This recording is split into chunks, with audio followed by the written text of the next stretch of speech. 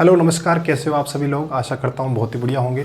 तो class 12th की physics जिसमें अपनी पहली यूनिट इलेक्ट्रोस्टैटिक्स पर अपन वीडियो लेक्चर चल रहा था। प्रीवियस वीडियो में हमने बात की थी कि आखिर इलेक्ट्रोस्टैटिक्स में हमें क्या पढ़ना है, किन चीज़ों का अध्ययन इलेक्ट्रोस्टैटिक्स में किया जाता है। देन मैंने आपको बताया कि आवेश की क्या डेफिनेशन है, उसके मात्रक क्या होते हैं, विमा क्या थी, विभिन्न मात्रकों में क्या संबंध थे, और फिर लास्ट में हमने बात की थी कि आवेशन का कारण क्या है। और वहाँ हमने ये भी सीखा कि कोई वस्तु कब धनावेशित होगी, वस्तु कब ऋणावेशित होगी। और उस वीडियो के जाते जाते लास्ट में हमने चर्चा की थी कि आवेशन का कारण इलेक्ट्रॉन ही है, प्रोटॉन क्यों नहीं है। अगर आपने उस वीडियो को नहीं देखा है तो डिस्क्रिप्शन में आपको उसकी लिंक मिल जाएगी। पहले आप उस वीडियो को देखिए, फिर अपने इसी वीडियो पे आप आ सकते हो। तो देखिए, एक बार उसी प्रीवियस वीडियो की कुछ बातों को अपन रिपीट करते हैं, फिर उसी टॉपिक पर कुछ न्यूमेरिकल्स अपन करेंगे, फिर अपने चैप्टर को आगे बढ़ाने वाले हैं। तो देखिए, जैसा कि हमने डिस्कशन कर लिया था कि जो आवेशन है उसका कारण होता है इलेक्ट्रॉन का स्थानांतरण। यानी किसी भी वस्तु से अगर इलेक्ट्रॉन निकाल रहे हो या किसी वस्तु को अगर आप इलेक्ट्रॉन दे रहे हो तो वो आवेशित हो सकती है, ठीक है। और हमने ये भी सीखा था कि इलेक्ट्रॉन निकालने का मतलब है वस्तु धनावेशित, और वस्तु को इलेक्ट्रॉन देने का मतलब यानी अगर कोई वस्तु बाहर से इलेक्ट्रॉन को ग्रहण कर रही है तो वस्तु क्या हो जाएगी, ऋणावेशित हो जाएगी, ठीक है। तो आज अपन उसी आवेशित होने के साथ साथ वो द्रव्यमान से किस प्रकार संबंधित है उसी चीज़ को भी साथ के साथ देख लेंगे, और फिर उस पर आधारित कुछ न्यूमेरिकल्स जो कि बोर्ड एग्जाम में काफ़ी बार पूछे गए हैं उन पर अपन डिस्कशन करने वाले हैं। तो देखिए, आवेशन का कारण होता है इलेक्ट्रॉन का स्थानांतरण। अब देखिए, समझते हैं इस चीज़ को कि भाई कोई भी वस्तु होती है उसे अपन उदासीन कब कहते हैं। कोई वस्तु है, अपन ने कहा कि वस्तु उदासीन है। उदासीन होने का मतलब क्या हुआ कि उसके अंदर जितना धनावेश है उतना ही क्या है, ऋणावेश है। आवेश की एक प्रॉपर्टी होती है कि प्लस और माइनस एक दूसरे को निरस्त करने की पावर रखते हैं, ठीक है। तो अगर कोई वस्तु, अगर हमें कहे कि वस्तु उदासीन है या किसी वस्तु पर नेट चार्ज जीरो है, इसका मतलब ये हमें समझना है कि वस्तु के पास जितने इलेक्ट्रॉन है उतने ही प्रोटॉन है। जितना इलेक्ट्रॉन ऋणावेश बना रहे हैं उतना ही प्रोटॉन क्या बना रहे हैं, धनावेश, मिलकर एक दूसरे को निरस्त कर रहे हैं, और हम कहते हैं कि वस्तु क्या है, उदासीन है। तो इलेक्ट्रॉन और प्रोटॉन बराबर होना मतलब वस्तु क्या है, उदासीन। अब देखिए, अगर वस्तु इलेक्ट्रॉन का त्याग कर दे, सपोज दैट कि वस्तु ने इलेक्ट्रॉन का क्या कर दिया, त्याग कर दिया, या दूसरे शब्दों में कहे तो वस्तु से अगर इलेक्ट्रॉन निकाल लिए जाए तो हम सीधा सा समझ रहे हैं कि इलेक्ट्रॉन कम हो जाएंगे, प्रोटॉन बढ़ जाएगा और वस्तु क्या हो जाएगी, धनावेशित हो जाएगी। इसी के ऑपोजिट अगर वस्तु इलेक्ट्रॉनों को क्या कर ले, ग्रहण कर ले, तो उसमें इलेक्ट्रॉन्स की संख्या बढ़ जाएगी, और अगर इलेक्ट्रॉन्स बढ़ जाएगी तो इलेक्ट्रॉन्स क्या करते हैं, ऋणावेश का निर्माण करते हैं। इसलिए वस्तु अपन कहते हैं कि इलेक्ट्रॉन ग्रहण करने के कारण वस्तु में इलेक्ट्रॉन की संख्या बढ़ गई और वस्तु क्या हो गई, ऋणावेशित हो गई। तो इतना तो पता चलता है कि कब वस्तु धनावेशित होती है और कब वस्तु ऋणावेशित होती है। लेकिन कितना धनावेश कितना ऋणावेश, इसके लिए आपको एक सूत्र काम में लेना पड़ेगा, और वो सूत्र है Q बराबर Ne। इसी सूत्र को अपन आवेश के क्वांटमीकरण में भी एक बार और पढ़ेंगे, लेकिन मैं पहले ही बता रहा हूं कि अगर अपन को किसी भी बॉडी पर आवेश की गणना करनी है तो मैं इस सूत्र का यूज करना पड़ेगा, Q बराबर Ne। जहां Q हम सब ने पढ़ रखा है, Q किसका प्रतीक है, आवेश का। तो आवेश बराबर होता है Ne। अब देखो E क्या होता है, E होता है इलेक्ट्रॉन या प्रोटॉन पर आवेश का मान, और प्रीवियस वीडियो में हमने डिस्कस कर लिया था कि E का मान होता है 1.6 गुणा 10 की पावर -19 कूलम, ठीक है। अब देखिए, यहाँ पर इस सूत्र में Q तो हो गया आवेश, और E का मान फिक्स है 1.6 गुणा 10 की पावर -19 कूलम, लेकिन ये जो N है, ये N रिप्रेजेंट करता है इलेक्ट्रॉन की संख्या को, ठीक है। तो देखिए, सूत्र को एक बार वापस देखिए आप। सूत्र है आवेश की गणना करने के लिए Q बराबर Ne। जहां ये Q तो हो गया आवेश, हमें कोई दिक्कत ही नहीं है आवेश में, तो ठीक है। और E का मान फिक्स रखना है 1.6 गुणा 10 की पावर -19 कूलम, और ये जो N है ये रिप्रेजेंट करता है नंबर ऑफ इलेक्ट्रॉन्स, यानी इलेक्ट्रॉन्स की संख्या को रिप्रेजेंट करेगा ये। अब देखिए, जैसे मान लीजिए मैंने कहा कि किसी वस्तु में से 20 इलेक्ट्रॉन निकाल लिए गए, तो यहाँ पर N का मान कितना हो गया, 20। तो हम अपना आवेश निकाल सकते हैं, Q बराबर Ne, N का मान 20 और E का मान 1.6 गुणा 10 की पावर -19 लगाकर Q का मान निकाल सकते हैं। लेकिन वो जो आवेश है वो प्लस है या माइनस है, ये डिपेंड करता है कि इलेक्ट्रॉन निकाले गए हैं या इलेक्ट्रॉन दिए गए हैं। तो ये आप यहाँ से समझ चुके हो कि अगर इलेक्ट्रॉन वस्तु त्याग रही है, इसका मतलब प्लस एन ही कर देना, और अगर वस्तु इलेक्ट्रॉन को ग्रहण कर रही है तो क्यू बराबर क्या हो जाएगा, माइनस एन ही कर देना। ठीक है, तो प्रकृति का आपको उस सवाल की लैंग्वेज से देखना है कि धनावेश आएगा या ऋणावेश आएगा, सूत्र दोनों में सेम रहेगा। यानी जैसे अगर आपको मैं एग्जांपल के दूं, किसी वस्तु ने एक इलेक्ट्रॉन का त्याग किया है, अगर कोई वस्तु एक इलेक्ट्रॉन का त्याग कर रही है तो n का मान कितना हो गया अपने 1, तो q बराबर क्या हो जाएगा अपने n ही, तो q बराबर क्या हो जाएगा, n का मान तो 1 और e का मान कितना होता है 1.6 गुणा 10 की पावर माइनस 19 कूलम। लेकिन ये प्लस या माइनस, तो अगर वस्तु त्याग कर रही है तो प्लस में रह जाएगा, और अगर इसी का अपोजिट मैं कहूँ कि वस्तु एक इलेक्ट्रॉन ग्रहण कर रही है तो आवेश तो इतना ही रहेगा, लेकिन किस में आ जाएगा, माइनस में। बस इस प्रकृति का आप विशेष तौर पर ध्यान रखना कि इलेक्ट्रॉन को ग्रहण किया जा रहा है या इलेक्ट्रॉनों का त्याग किया जा रहा है। चलिए, तो ये तो हुई आवेश का प्रकृति बताना और आवेश का मान कैसे निकाला जाता है किसी बॉडी पर। तो हमें आवेश की गणना करने के लिए बस दो डिटेल अगर अपन को मिल जाए कि पहली चीज कि इलेक्ट्रॉन ग्रहण किए गए हैं या इलेक्ट्रॉन त्यागे गए हैं, एक तो ये, और दूसरा कि कितने इलेक्ट्रॉन ग्रहण किए गए या त्यागे गए। अगर ये दो चीज अपन को मिल जाए तो इजीली अपन बता सकते हैं कि आवेश का मान क्या है और उसकी प्रकृति क्या होगी। उसके साथ अब देखिए, आवेश का संबंध द्रव्यमान से भी होता है। हमें पता है कि किसी भी वस्तु के पास आवेशन का जो कारण है वो होता है इलेक्ट्रॉनों का स्थानांतरण।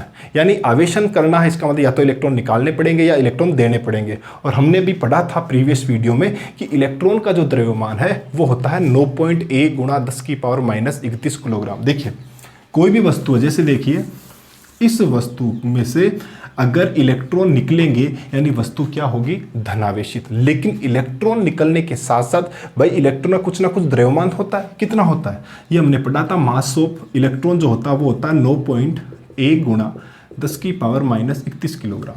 यानी अगर किसी वस्तु से एक इलेक्ट्रॉन निकलेगा तो उसके द्रव्यमान में इतनी कमी नहीं होगी क्या। अगर 2 इलेक्ट्रॉन निकलेंगे तो कितनी होगी, 2 गुणा 9.1 गुणा 10 की पावर माइनस, अगर 3 निकलेंगे तो और 3 गुणा इतनी कमी हो जाएगी। तो यानी अपन ने यहाँ से समझा कि वस्तु धनावेशित कब होती है, जब इलेक्ट्रॉन निकलते हैं। इसका मतलब वस्तु जब धनावेशित होगी तो उसके द्रव्यमान में कमी होगी या वृद्धि होगी। तो साफ पता चलता है कि इलेक्ट्रॉन निकल रहे हैं तब जाकर वस्तु धनावेशित हो रही है, तो उसके द्रव्यमान में क्या होगी, कमी होगी। और कितनी कमी होगी, जवाब है वो डेल्टा एम बराबर होगा कितने इलेक्ट्रॉन निकले हैं गुणा 1 इलेक्ट्रॉन का द्रव्यमान। सेम वही चीज यहाँ पे अप्लाई कर दो। भाई कोई वस्तु ऋणावेशित कब होती है, जब उसमें बाहर से इलेक्ट्रॉन आए, यानी बाहर से इलेक्ट्रॉन आ रहे हैं, मतलब द्रव्यमान में कमी या वृद्धि। तो जवाब है द्रव्यमान में क्या होगी, वृद्धि होगी। और कितनी वृद्धि होगी, डेल्टा एम बराबर कितने इलेक्ट्रॉन आए हैं उनको मल्टीप्लाई करा दो 1 इलेक्ट्रॉन के द्रव्यमान से। तो ये बेसिक डिटेल्स अगर आपके दिमाग में फिट बैठ चुका है तो अब आप इजीली न्यूमेरिकल्स को कर सकते हो। तो आप फटाफट इन चीज को नोट अपनी कॉपी में कर सकते हो। ठीक है, फिर अपन करते हैं इसके न्यूमेरिकल्स। ठीक है, तो वीडियो पॉज करके आप इन चीजों को लिख सकते हो।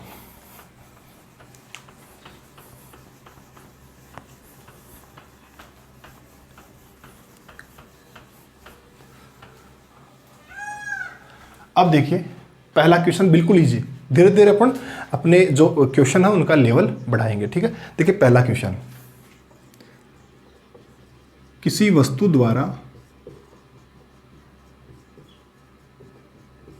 20 इलेक्ट्रॉन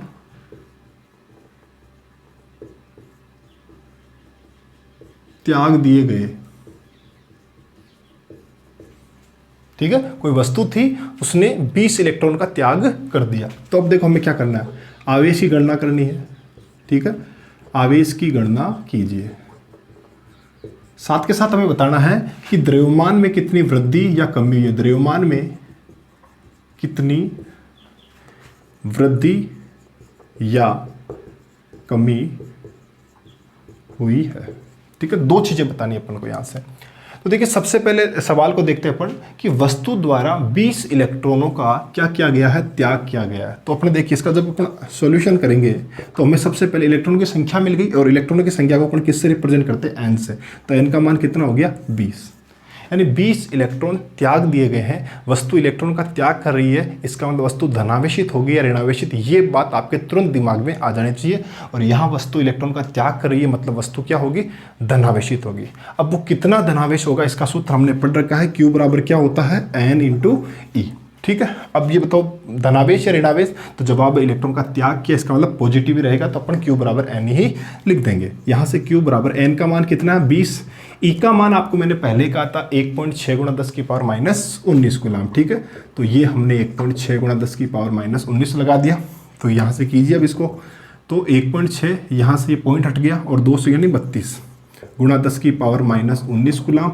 अगर एक पॉइंट इधर करता हूँ तो चाहूँ तो मैं इसको लिख सकता हूँ 3.2 गुणा 10 की पावर माइनस 18 गुलाम। ये लो साहब आवेश की गणना हमने कर ली और हमें पता है इलेक्ट्रॉन त्याग दिए गए, इसलिए आवेश कैसा है धनावेश। आप चाहो तो कोष्टक में लिख सकते हो धनावेश।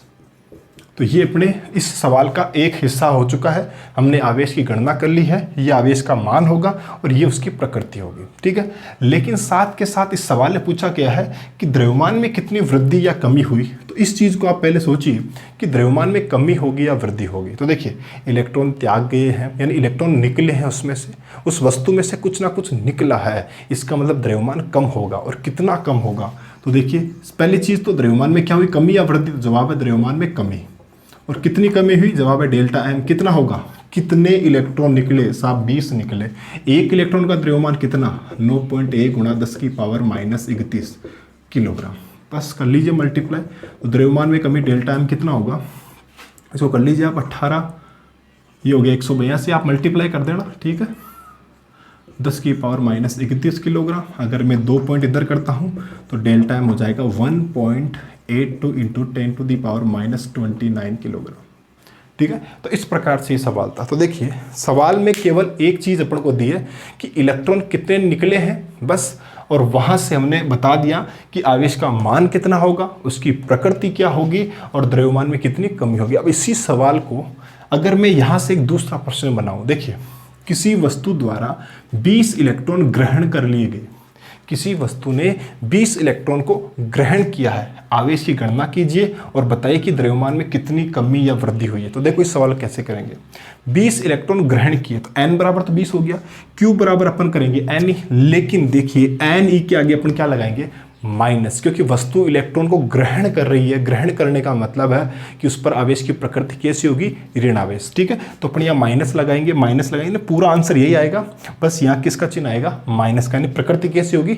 ऋण आवेश। अब बताइए जब वस्तु ऋणावेशित कब होती है, जब वो इलेक्ट्रॉन को ग्रहण करती है, यानी वस्तु में बाहर से इलेक्ट्रॉन आ रहे हैं, तो द्रव्यमान में कमी होगी या वृद्धि होगी। जवाब है द्रव्यमान में इस बार वृद्धि होने वाली है, तो हम लिखेंगे द्रव्यमान में वृद्धि। कितनी वृद्धि, वही डेल्टा एम गुणा delta m is equal to 20 गुणा 9.1 करके ये का ये आंसर आएगा। बस इस टाइम जब त्याग कर रही है तो कमी हो रही है और जब ग्रहण करेगी तो वृद्धि हो जाएगी।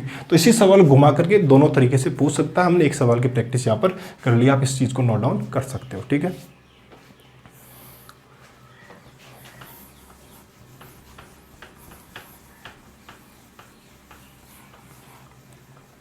ठीक है, तो एक टाइप का सवाल ये हो गया जहां अपन को इलेक्ट्रॉनों की संख्या देगा और पूछ लेगा कि आवेश कितना होगा, उसकी प्रकृति क्या होगी और द्रव्यमान में कितनी कमी या वृद्धि होगी, ठीक है। तो इलेक्ट्रॉन की संख्या देकर आवेश पूछ लिया गया।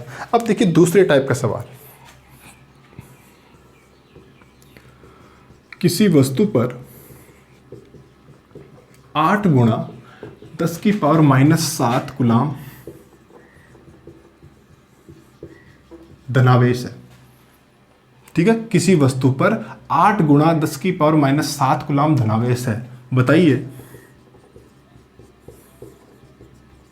वस्तु में कितने इलेक्ट्रॉन्स की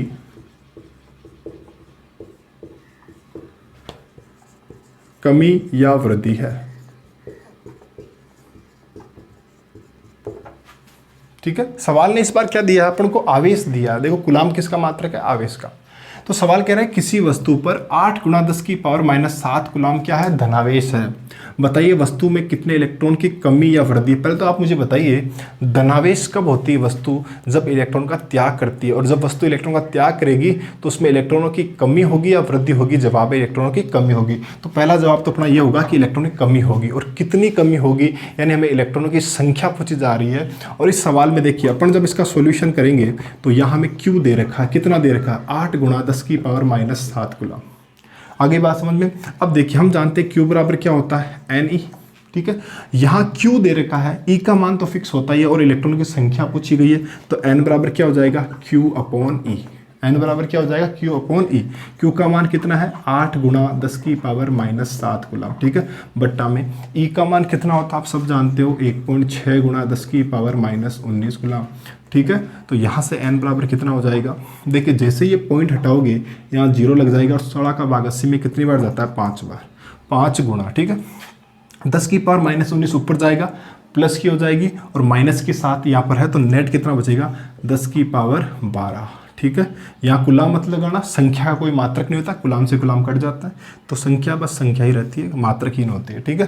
तो मुझे बताइए किसी भी वस्तु पर अगर 8 गुणा 10 की पावर -7 गुलाम धनावेश उत्पन्न करना है तो हमें कितने इलेक्ट्रॉन्स की आवश्यकता होगी। जवाब है 5 गुणा 10 की पावर 12 इलेक्ट्रॉन की आवश्यकता होगी। इतने इलेक्ट्रॉन होंगे तब जाकर के उस वस्तु पर इतना आवेश आएगा। अब ये आवेश हमें धनावेश करना है या ऋणावेश। अगर धनावेश करना है तो इतने इलेक्ट्रॉन वस्तु में से निकाल दीजिए और अगर इतना ही ऋणावेश करना है तो इतने इलेक्ट्रॉन वस्तु को दे दीजिए, ठीक है। तो धनावेश आने का मतलब है कि इलेक्ट्रॉनों की क्या हुई है, कमी हुई है। तो आप नीचे लैंग्वेज लिख सकते हो, अतः वस्तु में 5 गुणा 10 की पावर 12 इलेक्ट्रॉन्स की क्या हुई है, कमी हुई है। ये था टाइप नंबर 2 जिसमें अपन को आवेश देगा और संख्या पूछेगा, ठीक है। इससे पहले का जो सवाल था उसमें हमने क्या दिया था, इलेक्ट्रॉन की संख्या दी गई थी और आवेश का मान पूछा गया था, ठीक है। तो इसको भी नोट कर लीजिए फटाफट, ठीक है। अब देखिए अगला सवाल जिसको आप मौखिक याद रखना, उस सवाल को आपको मौखिक याद रखना है क्योंकि उसकी जरूरत भी पड़ेगी। और क्यों याद रखना है, तुरंत उसके बाद एक सवाल और करेंगे, वहां आपको पता चल जाएगा कि याद भी क्यों रखना है। देखिए क्वेश्चन नंबर 3, एक कूलाम आवेश उत्पन्न करने के लिए कितने इलेक्ट्रॉन की आवश्यकता पड़ेगी, कितने इलेक्ट्रॉन की आवश्यकता होगी, ठीक है। हमें कितना आवेश उत्पन्न करना है, 1 कूलाम, ठीक है। Q अपने लिए कितना हो गया 1 कूलाम और इसके लिए हमें कितने इलेक्ट्रॉन चाहिए, यानी हमें n कैलकुलेट करना है। तो हम सब ने पढ़ रखा, देखो इसका सॉल्यूशन क्या होगा, वही वापस Q यहाँ पर कितना दे रखा 1 कूलाम, ठीक है। और हम जानते हैं चूंकि Q बराबर क्या होता है Ne, हमें क्या पूछा कितने इलेक्ट्रॉनों की आवश्यकता होगी, यानी इलेक्ट्रॉन की संख्या पूछी गई, यानी n पूछा गया तो n बराबर क्या होगा Q बटा E। Q का मान कितना है 1 कूलाम, E का मान आप सब जानते हो कितना होता है 1.6 गुणा 10 की पावर -19। अब देखो यहाँ थोड़ा गुणा भाग में बच्चे गड़बड़ करते हैं। देखो जैसे ही यहाँ पॉइंट हटेगा यहाँ एक 0 लग जाएगा, ठीक है। और 10 की पावर -19 को ऊपर ले जाओगे तो 10 की पावर +19 हो जाएगा, यानी इस चीज़ को मैं लिख सकता हूँ 10 गुणा 10 की पावर 19 और ये कर दिया हमने 16। यहाँ पर 1 था, 10 कैसे हो गया, मैंने ये पॉइंट हटाया था, पॉइंट हटाने से ऊपर एक 0 लग जाता है, ठीक है। तो 10 बट्टा 16 और ये 10 की पावर -19 बट्टा में था, ऊपर जाते किसका हो जाएगा प्लस का। अब देखो यहाँ से अपन देखो 16 बड़ी संख्या 10 छोटी संख्या, तो भाग पूरी तरीके से जा सके इसलिए अपन इससे एक 0 उधार ले लेंगे, तो ये हो जाएगा एक और लेंगे तो ये हो गया 100 बट्टा 16, पावर जो 19 थी वो कितनी हो जाएगी 18। और जैसे ही आप 100 में 16 का भाग दोगे आपका भाग जाएगा 6.25 बार, कितनी बार जाएगा 6.25 बार। तो मुझे बताइए 1 कूलाम आवेश के लिए कितने इलेक्ट्रॉन की आवश्यकता होगी, मौखिक याद रखिए 6.25 गुणा 10 की पावर 18 इलेक्ट्रॉन, यानी 1 कूलाम अगर आवेश बनाना है अपन को तो अपन को इलेक्ट्रॉन कितने चाहिए 6.25 गुणा 10 की पावर 18। इस वैल्यू को मौखिक याद रखिए। किसी वस्तु में, अब देखो मेरा सवाल सुनना, किसी वस्तु से 6.25 गुणा 10 की पावर 18 इलेक्ट्रॉन निकाल लिए जाए तो उस पर आवेश कितना होगा, जवाब +1 कूलाम। अगर निकालोगे तो +1 कूलाम। और दूसरा सवाल सुनिए, अगर किसी वस्तु को बाहर से 6.25 गुणा 10 की पावर 18 इलेक्ट्रॉन दे दिए जाए तो उस पर आवेश कितना होगा तो 1 कूलाम, लेकिन किस में होगा, माइनस में होगा, क्योंकि इलेक्ट्रॉन दिए गए हैं तो -1 कूलाम हो जाएगा। तो ये मौखिक याद रखिए कि 1 कूलाम में कितने इलेक्ट्रॉन होते हैं 6.25 गुणा 10 की पावर 18 इलेक्ट्रॉन, ठीक है। तो फटाफट अब देखिए, अगर आपको मौखिक याद नहीं है, अगर मैं आपसे सवाल यहाँ से करूँ कि 4 कूलाम आवेश उत्पन्न करने के लिए कितने इलेक्ट्रॉन की आवश्यकता होगी, तो अपन क्या लिखेंगे, हम जानते हैं कि 1 कूलाम में कितने इलेक्ट्रॉन होंगे, इतने, तो 4 कूलाम में कितना होगा, तो इस वैल्यू को सीधा 4 से मल्टीप्लाई कर दो, डायरेक्ट आप इसका अपना सोल्यूशन कर सकते हो। आ गई बात समझ में, तो इसको भी नोट डाउन कर लीजिए। अगला सवाल देखिए,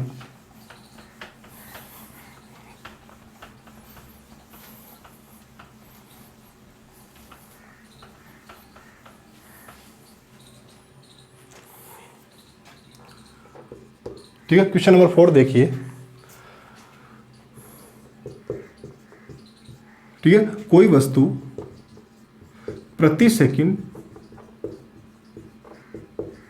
10 की पावर 9 इलेक्ट्रॉन,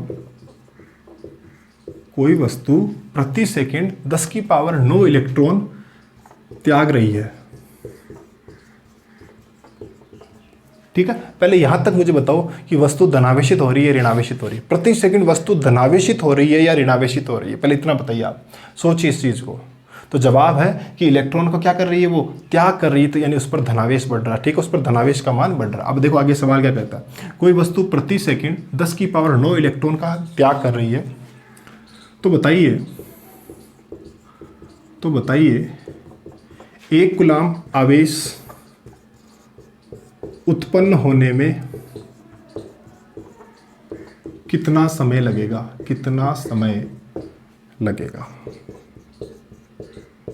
ठीक है। आपको बताना है कि उस वस्तु पर 1 कूलम्ब आवेश आ जाए, इस चीज में उसको कितना समय लग जाएगा। तो कैसे करेंगे, वीडियो पॉज कीजिए, एक बार आप खुद दिमाग लगाइए अपना और सॉल्व करने की कोशिश कीजिए, ठीक है। फिर जब मैं बता रहा हूं तो उसको फिर वहां से और देखिए। तो एक बार आप वीडियो को पॉज करो और खुद प्रैक्टिस करो, आप इस सवाल में अपना दिमाग लगाइए और खुद इसकी कैलकुलेशन करने की कोशिश करो। सवाल है कि कोई वस्तु प्रति सेकंड 10 की पावर 9 इलेक्ट्रॉन का त्याग कर रही है, ठीक है। तो बताइए कि उस पर 1 कूलम्ब आवेश आ जाए, उसके लिए उसको कितना समय लगेगा, ठीक है। तो चलिए, आपने कोशिश की होगी, अगर कर लिया है तो बहुत बढ़िया बात है, अपने उत्तर की आप जांच कर लो, और अगर आप नहीं कर पाए हो तब भी कोई बात नहीं, यहाँ से आप एक बार चीज़ को देख लीजिए। देखो कैसे करेंगे सवाल को, ठीक है। तो अब मैं इस प्रश्न को मिटा रहा हूँ ताकि जगह बच जाए मेरे यहाँ पर। तो याद रखना, आपने लिख रखा होगा सवाल को कि यहाँ प्रति सेकंड 10 की पावर 9 इलेक्ट्रॉन का त्याग हो रहा है, और मैं बताना कि 1 कूलम्ब कितने समय में आ जाएगा, ठीक है। तो देखिए कैसे करेंगे इस सवाल को।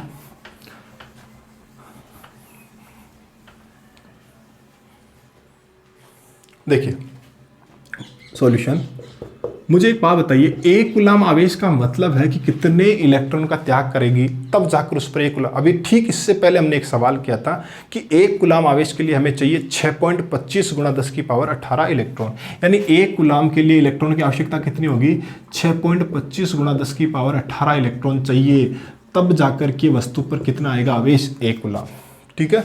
अब देखो प्रश्न ने कहा कि 10 की पावर 9 इलेक्ट्रॉन त्यागने में समय कितना लग रहा है, 1 सेकेंड। वस्तु जो है 10 की पावर 9 इलेक्ट्रॉन जो है वो 1 सेकेंड में त्याग रही है, तो हमने उसको लिख दिया कि 10 की पावर 9 इलेक्ट्रॉन त्यागने में समय कितना लग रहा है, 1 सेकेंड। तो मुझे बताओ 1 इलेक्ट्रॉन का त्याग करने में से कितना समय लगेगा, जवाब है 1/10 की पावर 9। अपन लिखते हैं ना, छोटी क्लासों में आपने सवाल किए होंगे कि 5 पेन की कीमत 100 रुपये, 5 पेन की कीमत 100 रुपये, तो 1 पेन की कीमत कितनी होगी, 100/5। वही चीज़ यहाँ देख लो, 10 की पावर 9 इलेक्ट्रॉन त्यागने में समय 1 सेकेंड, तो 1 इलेक्ट्रॉन त्यागने में कितना समय होगा, 1/10 की पावर 9 सेकेंड। लेकिन हमें 1 इलेक्ट्रॉन का त्याग नहीं करवाना है, हमें 1 कूलम्ब आवेश स्थापित करना है। इसका मतलब कितने का त्याग करना पड़ेगा, 6.25 गुणा 10 की पावर 18। तो हम लिखेंगे अतः 6.25 गुणा 10 की पावर 18 इलेक्ट्रॉन त्यागने में समय, तो कितना समय लगेगा, जवाब है 1/10 की पावर 9, और इसको मल्टीप्लाई कर देंगे 6.25 गुणा 10 की पावर 18 से। कैलकुलेशन कर लीजिए आप, देखो 6.25 तो ये रह जाएगा, ऊपर 10 की पावर 18 है प्लस का, नीचे 10 की पावर 9 है, तो 9 से 18 कितना बचेगा, 10 की पावर 9 बचेगा। तो आंसर अपना आएगा कि कितना टाइम लगेगा उसे, 6.25 गुणा 10 की पावर 19 सेकेंड। और अगर आप इसे मिनट में बदलना चाहते हो तो इसमें 60 का भाग लगा दो, अगर घंटे में बदलना चाहते हो तो 60 का और भाग लगाओ, ठीक है। दिन में बदलना चाहो तो 7 के साथ 24 का भाग लगाओ, और साल में बदलना चाहो तो आप इसमें 365 का और भाग लगाओ, तो अप्रोक्सीमेटली आपको लग जाएंगे 200 साल, ठीक है। जब आप इसको वर्ष में चेंज करोगे ना, तो आपको शायद मेरे हिसाब से राउंड फिगर आपको 200 वर्ष इसका जवाब मिलेगा। अपने एग्जाम में अगर ऐसा सवाल आए तो आप सेकंड में आंसर निकाल के छोड़ सकते हो आप उसे, ठीक है। तो वापस रिपीट करता हूँ, देखिए सवाल क्या था कि कोई वस्तु 1 सेकंड में इतने इलेक्ट्रॉन का त्याग कर रही है। तो बताइए कि 1 कूलम आवेश स्थापित होने में कितना समय लगेगा। तो हमें पता था कि भाई 10 की पावर 9 इलेक्ट्रॉन 1 सेकंड लगा रही है, तो 1 इलेक्ट्रॉन में कितना समय लगाएगी। जवाब है 1/10 की पावर 9। और हमें पता कि 1 कूलम के लिए कितने इलेक्ट्रॉन चाहिए, 6.25 × 10 की पावर 18। तो हमने लैंग्वेज क्या लिखी, अतः 6.25 × 10 की पावर 18 इलेक्ट्रॉन को त्यागने में लगा समय इक्वल टू 1/10 की पावर 9 गुणा 6.25 × 10 की पावर 18। कैलकुलेशन किया, आंसर मिला 6.25 × 10 की पावर 9 सेकेंड। आई होप आपके यहाँ तक की बात समझ में आ गई होगी। ठीक है, तो ये था अपना न्यूमेरिकल नंबर 4। ठीक है, चलिए नेक्स्ट बात करते हैं।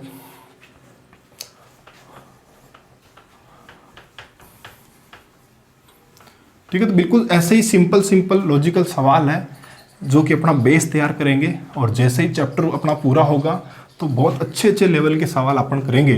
अभी एक बार के लिए अपन इन्हीं नॉर्मल छोटे प्रश्नों से अपनी शुरुआत कर रहे हैं, ताकि धीरे धीरे दिमाग उस चीज़ तक पहुंच जाए जिनकी अपन को कंपटीशन लेवल के लिए रिक्वायरमेंट होती है।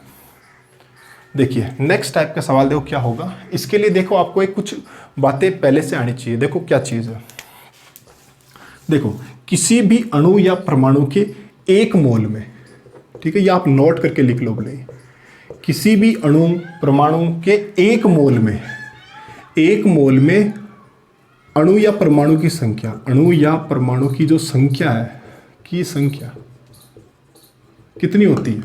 1 मोल में किसी भी अणु या परमाणु के कितने अणु या परमाणु होंगे, उनकी संख्या कितनी होगी। तो जवाब है, इसका आंसर है 6.023 × 10⁻23।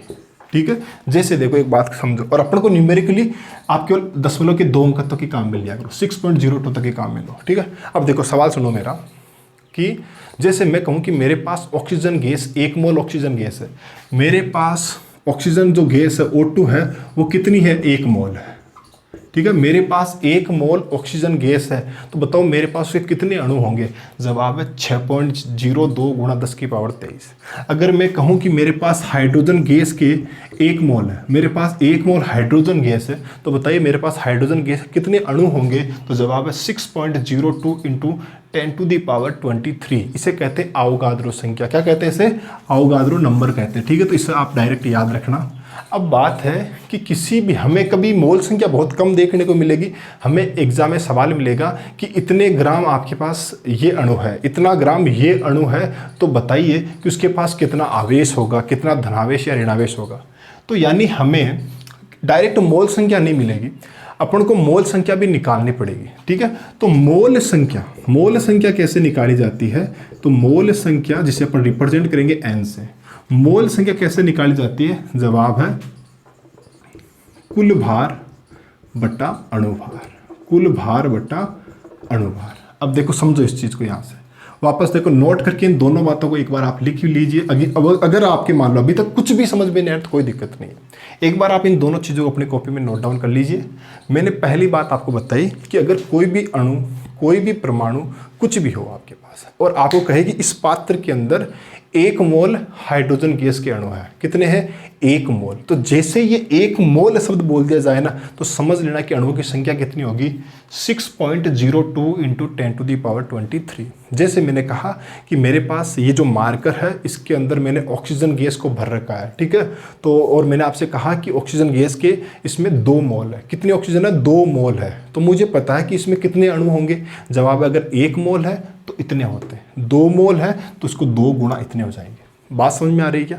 अब बात है कि ये मोल संख्या निकाली कैसे जाती है। तो जवाब है, जैसे देखिए, अगर मैं आपसे कहूं कि मेरे पास 32 ग्राम ऑक्सीजन गैस है, मेरे पास 32 ग्राम ऑक्सीजन गैस है, तो बताइए कितने मोल होंगे। ठीक है, तो क्या करूंगा मैं, टोटल भार कितना मेरे पास ऑक्सीजन का 32, और उसमें भाग किसका लगाऊंगा मैं, अणुभार का। अब अणुभार क्या होता है, ये आप सबने केमिस्ट्री में पढ़ रखा होगा। ऑक्सीजन का कितना होता है, ऑक्सीजन गैस का कितना होता है, हाइड्रोजन का अणुभार कितना होता है, हाइड्रोजन गैस का कितना होता है, H2O का कितना होता है।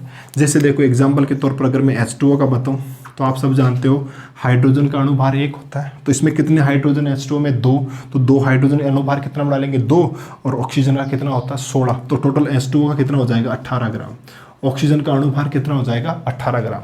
अब देखिए, अगर मैं आपसे कहूँ कि मेरे पास 180 ग्राम H2O के अणु है, मेरे पास इस पात्र में 180 ग्राम H2O के अणु है, तो बताओ अणुओं की संख्या कितनी होगी। या पहले चलिए अपन मोल संख्या तक जाते हैं। अगर मेरे को यह कहा जाए कि इस पात्र में 180 ग्राम क्या है, H2O है, तो बताइए कितने मोल होंगे। तो देखिए मोल संख्या n बराबर क्या होता है, कुल भार बटा अणुभार। तो मेरे पास टोटल H2O कितने हैं, 180 ग्राम, और H2O का अणुभार कितना होता है, 18। ये भाग दिया, आंसर क्या मिला, 10 मोल। यानी मेरे पास कितने अणु हैं H2O के, 10 मोल। एक मोल में कितनी संख्या होती है, इतनी, तो 10 मोल में कितनी होगी, इस संख्या को मल्टीप्लाई कर देंगे अपन 10 से। तो ये कंसेप्ट आपको क्लियर रहना चाहिए। इस पर आधारित एक सवाल अपन करेंगे और एक मैं आपको करने के लिए दूंगा, ठीक है। देखिए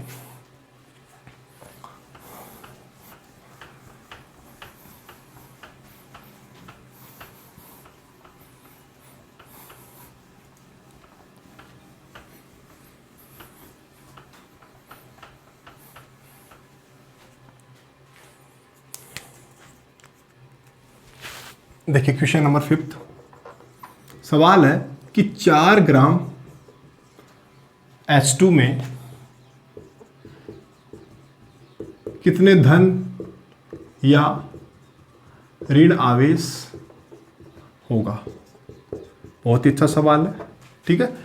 मेरे पास मान लीजिए 4 ग्राम H2 है, यानी हाइड्रोजन गैस है, ठीक है। 4 ग्राम हाइड्रोजन गैस है, तो मुझे बताना है कि उसमें कितना धनावेश या ऋणावेश होगा। देखिए कोई भी गैस हो, कोई भी अणु हो, कोई भी परमाणु, मूल रूप से क्या होता है, उदासीन। उसमें जितने धनावेश है उतना ही ऋणावेश होता है। तो जब भी ऐसे सवाल पूछे जाए कितना धन या ऋण होगा, तो आप कोई सा ही बता दो, क्योंकि जितना धन होगा उतना ही ऋण होगा। तो अपन को यहाँ ये इस चीज़ की बिल्कुल भी टेंशन नहीं रखनी कौन सा आवेश होगा, दोनों सेम होंगे, बराबर होंगे उनमें, ठीक है।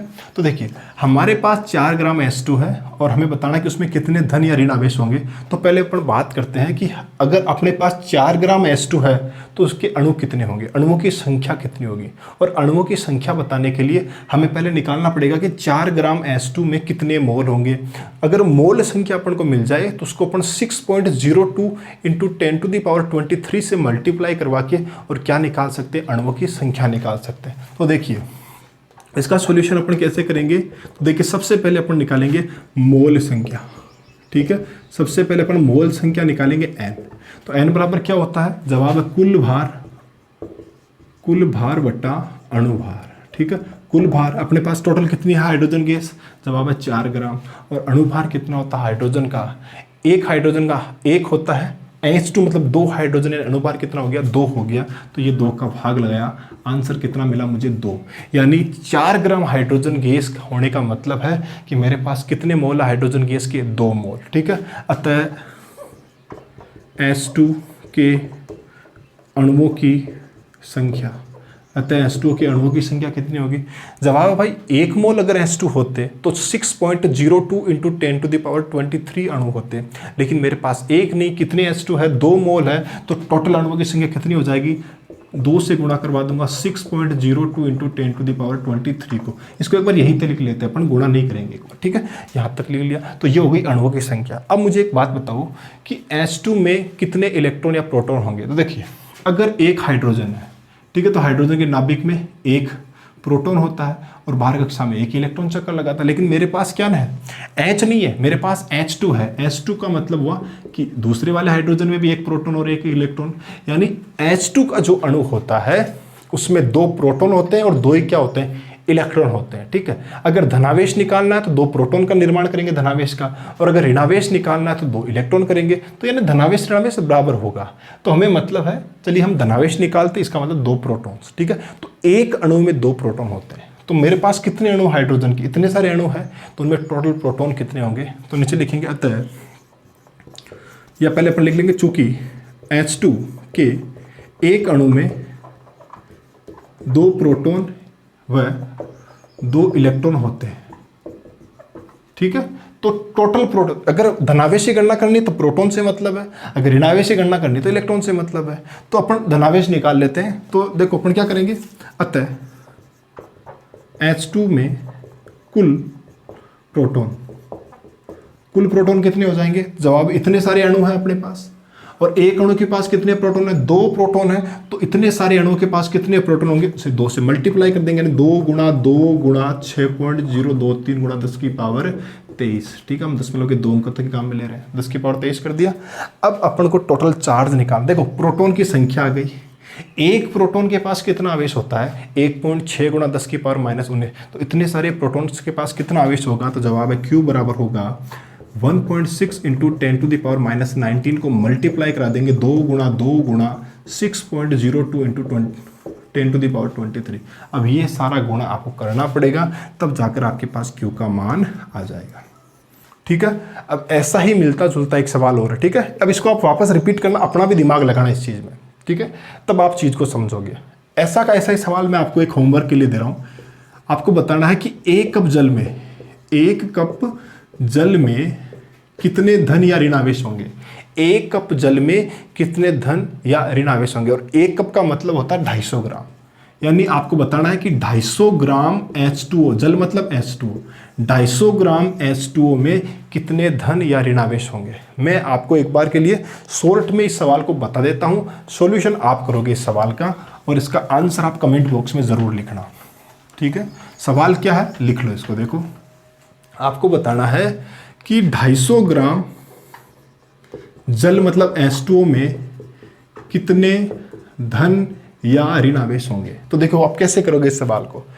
सबसे पहले मुझे बताओ टोटल कितना वजन है आपके पास H2O का? 250 ग्राम। एक H2O का मतलब है उसका अणुभार कितना होता है H2O का? जवाब देखो, हाइड्रोजन का 1, हाइड्रोजन 2 हो गए, और ऑक्सीजन का कितना होता है अणुभार? 16। तो टोटल H2O का अणुभार कितना हो गया? 18। हमारे पास अणुभार है और कुल भार है। कुल भार में अणुभार का भाग लगाकर हम मोल संख्या निकाल देंगे। क्या निकाल देंगे? मोल संख्या निकाल देंगे। जितनी मोल संख्या आएगी उसको अपन मल्टीप्लाई कर देंगे 6.02 इंटू 10 टू द पावर 23 से। तो इससे अपन को क्या मिल जाएगी? H2O के अणुओं की संख्या मिल जाएगी कि H2O के कितने अणु होंगे। अब देखिए, अब जब बात आती है अणुओं की संख्या जब आ जाती है, फिर आप बताओ कि एक अणु में कितने प्रोटॉन या इलेक्ट्रॉन। देखो H2O, हमारे पास अणु क्या है? H2। एक H मतलब एक प्रोटॉन, दूसरा H मतलब एक प्रोटॉन, और ऑक्सीजन का परमाणु क्रमांक कितना होता है? 8। तो इसके पास कितने प्रोटॉन? 8 प्रोटॉन। तो मुझे बताओ एक H2O के अणु के पास कितने प्रोटॉन होंगे? 10 प्रोटॉन। तो टोटल संख्या जब आप H2O की निकाल दोगे, उसे 10 से गुणा करवा देना, तो टोटल प्रोटॉन की संख्या आपको मिल जाएगी, और उस संख्या को 1.6 गुणा 10 की पावर -19 से मल्टीप्लाई कराने से टोटल चार्ज आ जाएगा। और Q बराबर कितना आएगा ये आप कमेंट बॉक्स में जरूर करना। ये NCERT का सवाल है, तो जरूर सॉल्व करना इस सवाल को। ठीक है, चलिए साहब, ये बात हो गई। तो ये न्यूमेरिकल्स थे, कुछ स्पीडली मैंने बताया आपको। तो अगर आपके समझ में आए तो बहुत बढ़िया बात है, अगर नहीं आए हैं तो एक बार आप रिपीट करके देखो इन चीज़ों को वापस। अगर आपने वीडियो का पार्ट फर्स्ट नहीं देखा है तो पहले उसे देखो, फिर आप इन सवालों को करो। ठीक है, और खुद भी अपना दिमाग लगाइए इन चीज़ों में। ठीक है, अब देखिए, हमने एक चीज़ पढ़ी थी कि आवेश का संबंध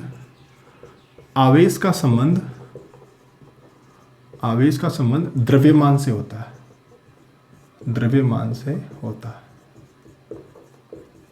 आवेश का संबंध द्रव्यमान से होता है। कैसे?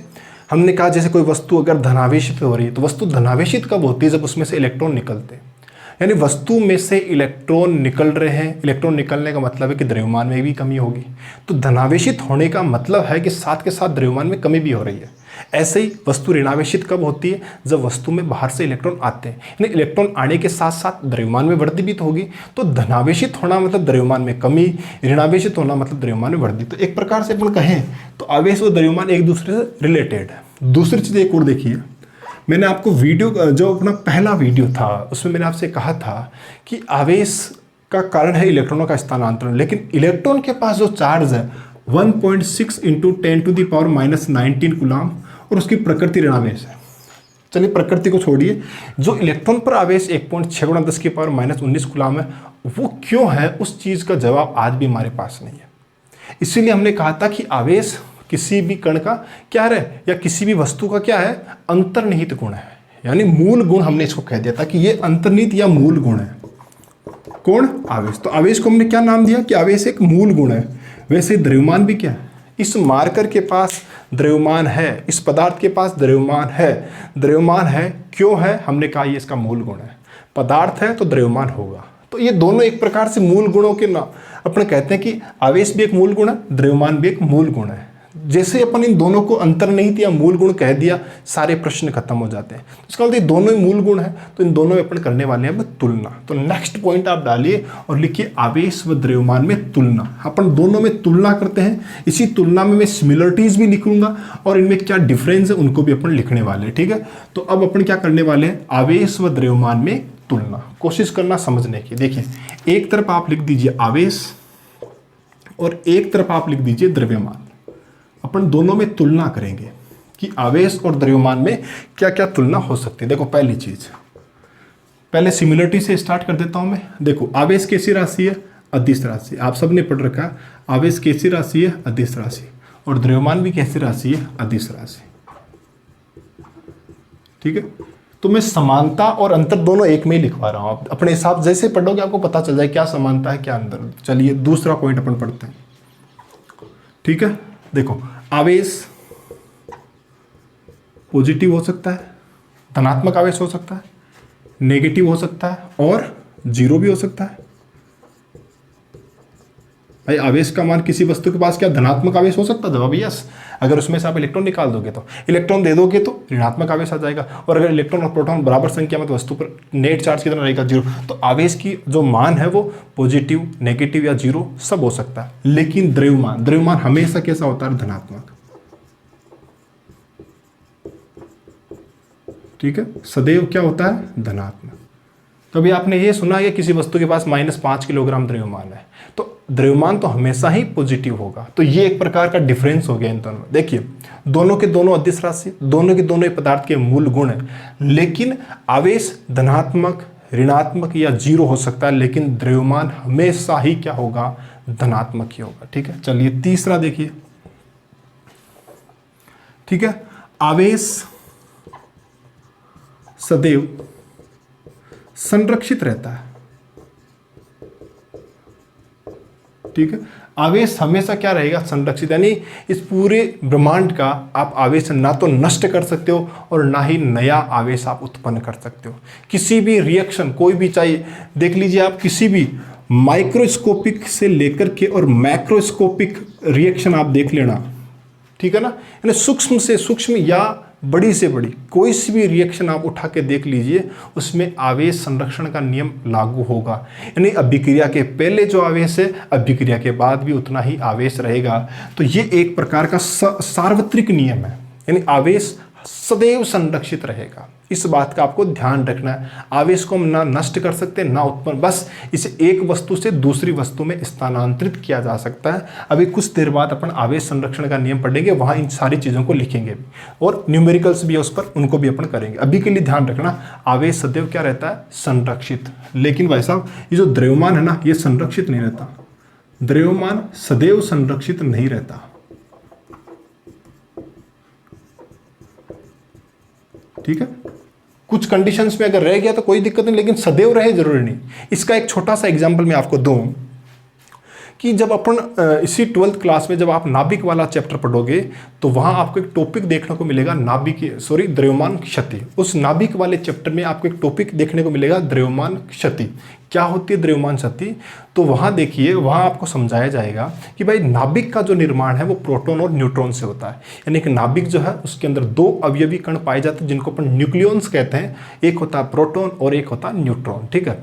अब देखिए, प्रोटॉन और न्यूट्रॉन मिलकर नाभिक का निर्माण कर रहे हैं। इसका मतलब है कि अगर किसी नाभिक में जितने प्रोटॉन और जितने न्यूट्रॉन होंगे उन सब का अगर आप द्रव्यमान जोड़ लो तो वो नाभिक का होना चाहिए, लेकिन ऐसा नहीं होता। जैसे फॉर एग्जांपल मैं आपसे कहूं कि मान लीजिए एक प्रोटॉन का द्रव्यमान होता है 1 किलोग्राम, ठीक है। इतना होता नहीं, प्रोटॉन कितना होता है मैं लिखवा चुका हूं आपको, 1.67 × 10⁻⁻27 किलोग्राम। लेकिन फॉर एग्जांपल मैं कहूं कि एक प्रोटॉन का द्रव्यमान कितना होता है 1 किलोग्राम, और एक न्यूट्रॉन का द्रव्यमान भी अपन मान लेते कितना होता है 1 किलोग्राम, ठीक है। एक नाभिक है, उसमें 5 न्यूट्रॉन है और 5 ही प्रोटॉन है। इसका मतलब 5 प्रोटॉन मतलब 5 किलोग्राम, 5 न्यूट्रॉन मतलब 5 किलोग्राम। यानी नाभिक का टोटल द्रव्यमान कितना होना चाहिए, 10 किलोग्राम, ठीक है। भाई नाभिक प्रोटॉन न्यूट्रॉन से ही तो मिला, तो इसका द्रव्यमान प्लस इसका द्रव्यमान, नाभिक का द्रव्यमान कितना होना चाहिए, 10 किलोग्राम। लेकिन हमें देखने को मिला 9 किलोग्राम में।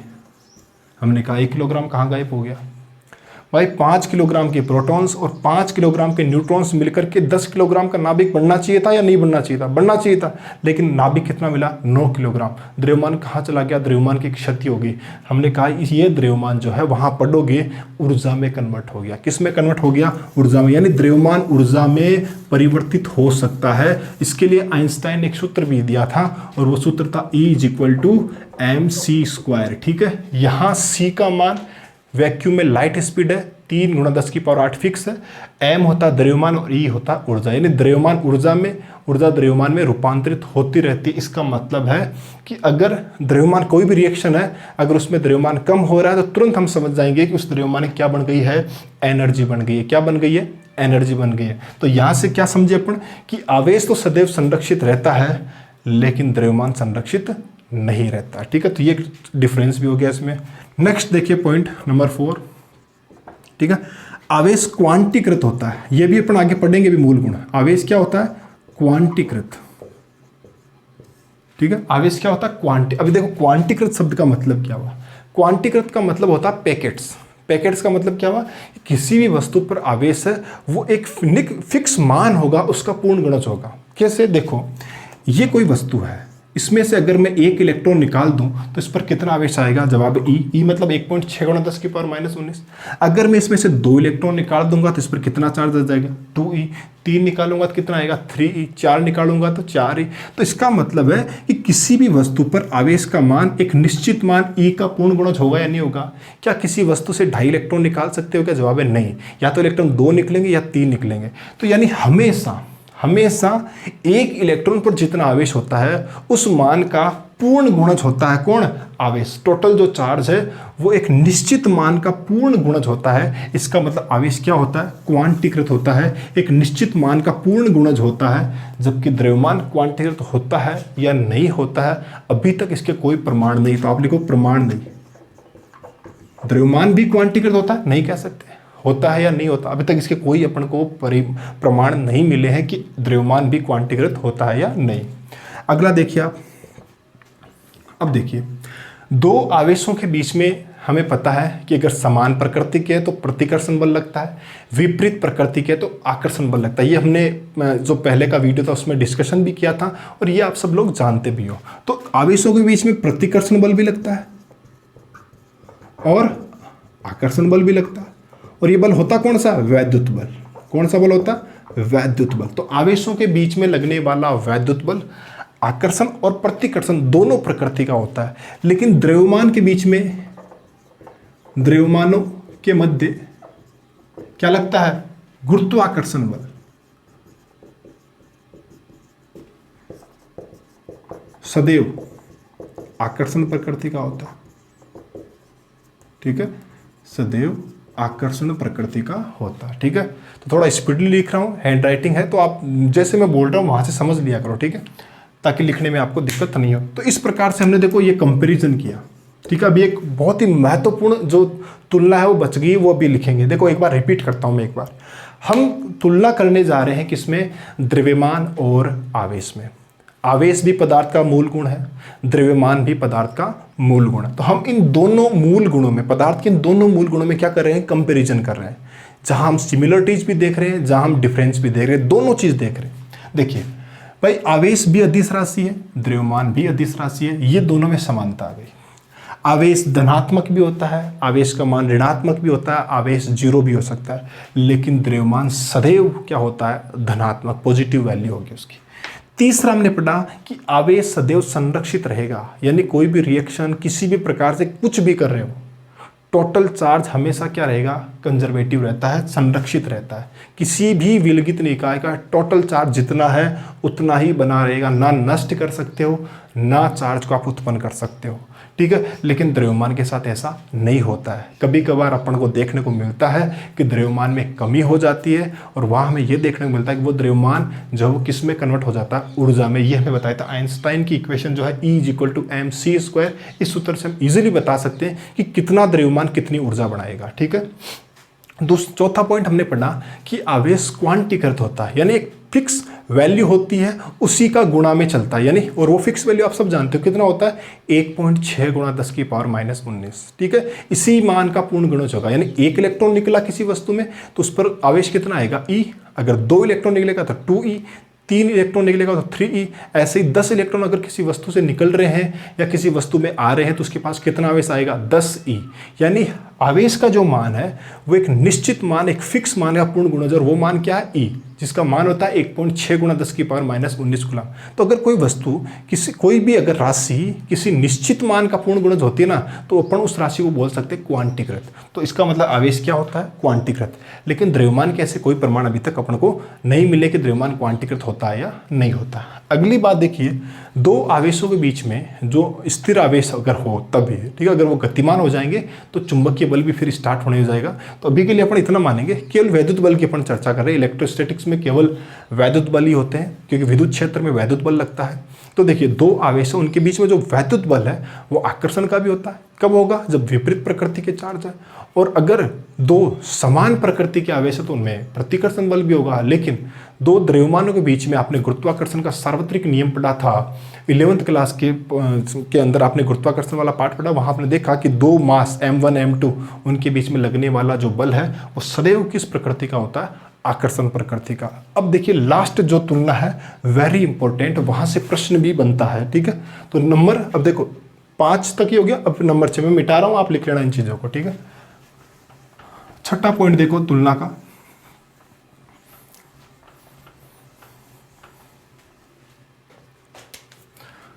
इधर आवेश था अपने और इधर क्या है? द्रव्यमान। ठीक है, अब देखो छठा और वेरी इंपॉर्टेंट है, आवेश पर चाल का कोई प्रभाव, आवेश पर चाल का कोई प्रभाव नहीं पड़ता। इस बात का ध्यान रखना। ठीक है, जबकि अगर अपन बात करें द्रव्यमान, तो द्रव्यमान पर चाल का प्रभाव पड़ता है। कितना पड़ता, कैसे पड़ता भी देखेंगे। ठीक है, तो इस बात का आप ध्यान रखना कि आवेश पर चाल का प्रभाव नहीं पड़ता। कैसे नहीं पड़ता? देखो इधर समझना इस बात को। जैसे देख लीजिए कि जैसे ये देखिए मार्कर है, इस मार्कर के पास आवेश है 5 कूलम। अभी ये मार्कर विराम अवस्था में है और इसके पास में आवेश कितना है? 5 कूलम। अगर मैं इसे गतिमान कर दूं, अब ये गतिशील हो गया। गतिशील अवस्था में अगर आप इसका चार्ज कैलकुलेट करोगे ना, आवेश अगर इसकी गणना करोगे 5 कूलम मिलेगा। यानी आवेश पर उस बात का बिल्कुल ही फर्क नहीं पड़ेगा कि वो जो वस्तु है वो विराम अवस्था में है या गतिशील अवस्था में है। यानी जो Q है वो विराम अवस्था में जितना होता है वही Q रहता है किसमें? गतिमान अवस्था में। यानी अगर वस्तु को आप विराम में रखो या उससे कितना ही वेग देकर के गतिमान कर दीजिए, कितनी भी चाल कितनी बढ़ा दो, कम कर दो, चाल कम करने से, ज़्यादा करने से आवेश के मान पर कोई प्रभाव नहीं पड़ेगा। लेकिन द्रव्यमान पर फर्क पड़ता है और उसको अपन बता सकते हैं इस छोटे से सूत्र। ये भी हमें जब आप आपेक्षिकता का थ्योरी ऑफ रिलेटिविटी पढ़ते हो, वहाँ आइंस्टाइन ने हमें बताया था कि द्रव्यमान भी परिवर्तनशील होता है विद रेस्पेक्ट टू स्पीड। ठीक है, कैसे? देखिए m is equal to m naught upon under में 1 - v² अपॉन c²। ठीक है, तो अब यहाँ पर m क्या है? वस्तु का द्रव्यमान, और m0 क्या है? विराम अवस्था में वस्तु का द्रव्यमान। ठीक है, और v क्या है? वस्तु की चाल, और c क्या है? निर्वात प्रकाश की चाल, जो कि कांस्टेंट होता है। ठीक है, अब देखिए मुझे एक बात बताइए कि जैसे जैसे वस्तु की चाल बढ़ती है, 11th क्लास में जो मैकेनिक्स हमने पढ़ी थी वहाँ अपन ने देखा था, क्योंकि वहाँ स्पीड इतनी कम होती है कि वहाँ अपन द्रव्यमान को क्या मान सकते हैं? नियत मान सकते हैं चाल के संदर्भ में। लेकिन अब जब चाल बहुत ज़्यादा हो जाए उस कंडीशन में द्रव्यमान के जो अंतर आता है उसको आप नेगलेक्ट नहीं कर सकते। कैसे चीज़ को समझिए आप, जैसे जैसे v का मान बढ़ेगा, जैसे जैसे v का मान बढ़ेगा वैसे वैसे ये जो वैल्यू है वो वैल्यू क्या होती रहेगी? कम होती रहेगी। कम होते होते होते एक टाइम जब ये v और c बराबर हो जाएंगे तो 1 - 1 या नीचे वाला मान कितना होगा? 0। और जब m0 में 0 का भाग लगेगा तो आपको क्या मिलेगा? अनंत मान मिल जाएगा द्रव्यमान का। देखिए वापस, यानी जैसे जैसे वेलोसिटी बढ़ेगी वैसे वैसे द्रव्यमान में क्या देखने को मिलेगी? आपको वृद्धि। ठीक है, अगर मैं कहूं कि अगर किसी वस्तु की चाल c के बराबर कर दी जाए, लगभग, वैसे c से ज़्यादा चाल कभी हो ही नहीं सकती, अपन राउंड फिगर अपन फॉर मैथमेटिकल अपन अगर कैलकुलेशन करें, वहाँ अपन देख रहे हैं कि अगर v और c लगभग बराबर हो जाए, तो आप चीज़ को देखिए, यहाँ पर v और c बराबर है, तो यहाँ से यहाँ कट के क्या बचेगा, 1 माइनस 1 क्या होगा, 0। तो आपका जो वस्तु है उसका द्रव्यमान कितना हो जाएगा, लगभग अनंत की ओर वो चला जाएगा। अनंत मतलब तो उसको आप बता ही नहीं सकते कि मास कितना हो जाएगा। ठीक है, तो इस प्रकार से इस सूत्र से अपन बता सकते हैं कि द्रव्यमान पर चाल का प्रभाव पड़ता है। अगर किसी वस्तु का, आप शॉर्ट में याद रखो, अगर ज़्यादा मातापची नहीं करना चाहते तो एक चीज़ ध्यान रखना कि जैसे जैसे वस्तु की चाल बढ़ती है उसके द्रव्यमान में वृद्धि होती है। इस छोटी सी बात को आप दिमाग में फिक्स रखो, ना इस सूत्र पे आपको जाना है ना किसी और चीज़ पे जाना है, डायरेक्ट आप याद रखिए इस वैल्यू को। आपके लिए इतना ही बहुत है कि चाल, क्या द्रव्यमान पर चाल का प्रभाव पड़ता है, जवाब है हाँ पड़ता है। अगर आपने कण की चाल को बढ़ा दिया तो उसका मास भी बढ़ता है। अपने यहाँ नॉर्मली जो स्पीड होती है उसमें भी द्रव्यमान बदलता है, लेकिन वो इतना कम बदलता है कि अपन उसको क्या कर सकते हैं, नगण्य मान सकते हैं। बाकी अगर स्पीड बहुत ज़्यादा हो, 10⁶, 10⁷ वाले अगर मान में हो, तब द्रव्यमान में इतना परिवर्तन होता है कि आप उसे नेग्लेक्ट नहीं कर सकते। तो ये एक वेरी इंपॉर्टेंट जो है कंपैरिजन है आवेश और द्रव्यमान पर। तो वापस रिपीट करता हूँ, ध्यान रखना, आवेश पर चाल का कोई प्रभाव नहीं पड़ता है। वस्तु की चाल चाहे आप कम कर दो, ज़्यादा कर दो, वस्तु को आप रोक दो, आवेश जितना है उतना ही रहने वाला है। लेकिन द्रव्यमान पर चाल का प्रभाव पड़ता है। अगर आपने चाल बढ़ाई है वस्तु की तो उसके द्रव्यमान में भी वृद्धि होगी। तो ये इस प्रकार से हमने तुलना की आवेश और द्रव्यमान में। अब देखिए, यहाँ से आज हमने बात की थी, सबसे पहले हमने देखा कि आवेश की अगर अपन को गणना करनी है, आवेश कितना है, उसकी प्रकृति बतानी है, और द्रव्यमान कितना कम हुआ ज़्यादा हुआ, उस पर आधारित कुछ न्यूमेरिकल्स आज हमने किए थे। और उसके बाद में हमने बात की आवेश और द्रव्यमान में तुलना। तो आज के लिए इतना ही है, बाकी अपन नेक्स्ट वीडियो में चर्चा करेंगे। तो आज जो मैंने न्यूमेरिकल्स करवाए हैं, एक बार आप उन सबकी प्रैक्टिस करना, और एक सवाल जो मैंने आपको करने के लिए दिया है उस सवाल को आप ज़रूर सॉल्व करके और उसका जो आंसर आप मुझे कमेंट बॉक्स में दे सकते हो। आज का जितना भी मटेरियल हमने आपको बताया है उसके PDF नोट्स आपको अपने टेलीग्राम चैनल पे मिल जाएंगे। उस टेलीग्राम चैनल की लिंक आपको डिस्क्रिप्शन में मिल जाएगी। अपने टेलीग्राम चैनल को, कोचिंग का ये जो टेलीग्राम चैनल है उससे आप ज़रूर जोड़िए और PDF नोट्स को फ्री में आप प्राप्त कर सकते हो। धन्यवाद।